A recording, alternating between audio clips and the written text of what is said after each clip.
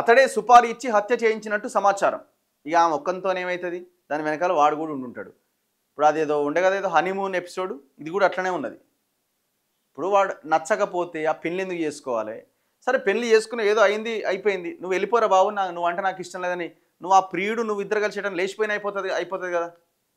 వాని జాగాలో వాడు ఉంటాడు కదా. సంపితే ఏమొచ్చి ఇప్పుడు 5 రోజుల క్రితం గద్వాలలో అదృశ్యమైన తేజేశ్వర్. ఏపీలోని పాణ్యం వద్ద అతడి మృతదేహం లభ్యం. హత్యకు నిందితురాలు ఐశ్వర్య తల్లి కూడా సహకరించిందట. పోలీసుల అదుపులో పలువురు నిందితులు. ఏం లాభం ఇప్పుడు అంతా?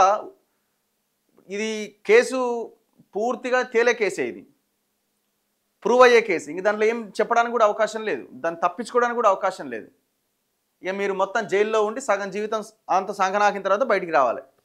అయిపోయా, లైఫ్ కొలాప్స్ కదా. తల్లి కూతుళ్లతో బ్యాంకు ఉద్యోగికి సంబంధం అట. ఐశ్వర్య తల్లి సుజాత కర్నూలులోని ఒక ప్రముఖ బ్యాంకులో స్వీపర్గా పనిచేస్తుందట. అదే బ్యాంకుకు చెందిన సదరు ఉద్యోగితో ఆమెకు వివాహేతర సంబంధం ఉందని తెలిసింది. సదరు ఉద్యోగి క్రమంగా ఐశ్వర్యతో కూడా సంబంధం పెట్టుకున్నట్టు. ఊరిని అమ్మ, ఈ తల్లిని వదలే బిడ్డను వదలే. తల్లితో సంబంధం ఉందట, తర్వాత బిడ్డ పరిచయం, బిడ్డతో కూడా సంబంధం పెట్టుకున్నాడు.